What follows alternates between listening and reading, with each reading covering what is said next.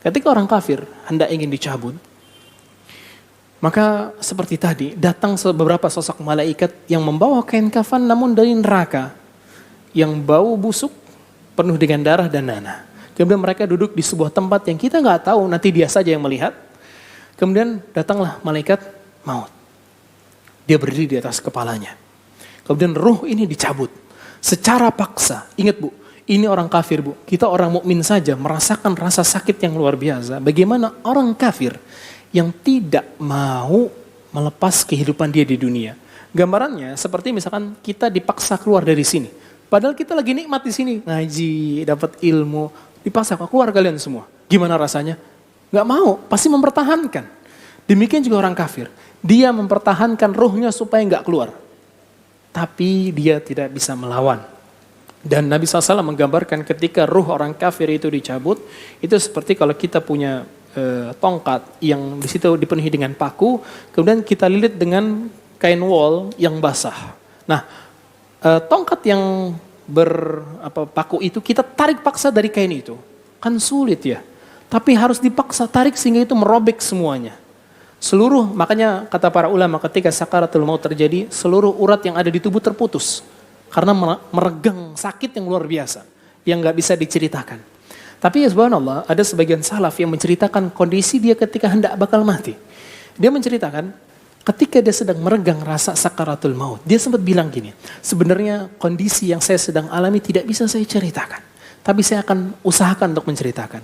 Kata dia, ini anak yang nanya, wahai anakku, kondisi bapakmu sekarang itu seperti seakan-akan di jalur pernafasan bapakmu ada duri-duri. Dan duri-duri ini panas. Setiap kali ayah menghirup nafas, maka itu mencabik-cabik pernapasan ayah. Itu gambarannya. Ini orang mukmin, orang mukmin. Dan kita semua akan merasakan itu. Kemudian tadi orang kafir itu ruhnya dicabut keluar, akhirnya diambillah sama malaikat yang bawa kain kafan tadi. Dibawalah ke langit pertama. Cuman sayangnya karena bau busuk yang begitu keluar dan membuat para penduduk langit nggak suka, maka penduduk langit pertama ketika dimintakan untuk dibuka pintu nggak ngasih.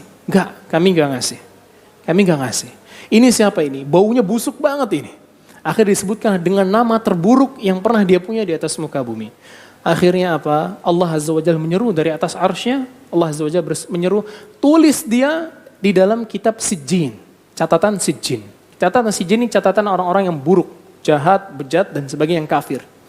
Akhirnya apa? Ruhnya dia dilempar dari langit pertama. Dilempar. Dan kata Nabi SAW, ruhnya hancur berantakan. Kemudian Allah satukan lagi. Setelah Allah satukan, dia tersadarlah orang kafir ini. Dan di hadapan dia ternyata sudah ada malaikat mungkar dan nakir. Ditanyalah 3 pertanyaan kubur tadi. Man rabbuka, gak bisa jawab. Dia bilang, gak tahu saya.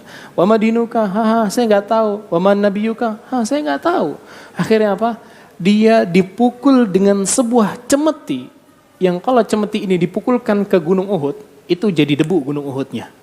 Dipukullah dia, hancur lebur tubuhnya. Kemudian Allah balikan lagi.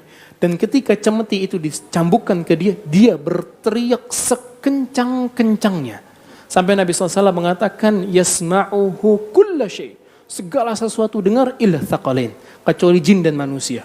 Subhanallah. Dia berteriak kencang. Dan semuanya mendengar. Hewan-hewan mendengar. Malaikat itu mendengar. Tapi jin dan manusia enggak dengar. Kata para ulama, kenapa enggak dengar? Karena khawatir bikin mereka hidup penuh dengan was-was, dengan rasa takut. Karena teriakannya itu mengerikan. Teriakan para penduduk neraka. Kemudian setelah itu Allah kembalikan tubuhnya. Kemudian kuburannya disempitkan sama Allah Azza wa Jalla. Sampai membuat, kata Nabi SAW, tulang rusuknya saling menyilang satu sama lain. Disilang. Kemudian akhirnya pintu neraka dibukakan untuk dia. Panasnya masuk ke kuburan dia. Kemudian datanglah sesosok makhluk yang wajahnya buruk, pakaiannya jelek, baunya busuk. Kemudian dia mengatakan, bergembiralah dengan murka dan amarah dari Allah Azza wa Jalla. Akhirnya dia nanya, ini kamu siapa? Kok kamu jelek banget? Akhirnya dia bilang, ana amaluka sayyi. Aku adalah amalan burukmu. Kemudian akhirnya apa? Dia mengatakan, Rabbi la tuqimisa. Ya Allah, jangan tegakkan hari kiamat. Kenapa? Kalau dia ditegakkan hari kiamat, dia tahu kedudukan dia di neraka. Sehingga dia gak mau mati. Dia gak mau beranjak ke alam akhirat. Gak mau. karena takut yang luar biasa. Itulah perjalanan ruh kita semua dan orang kafir ketika wafat.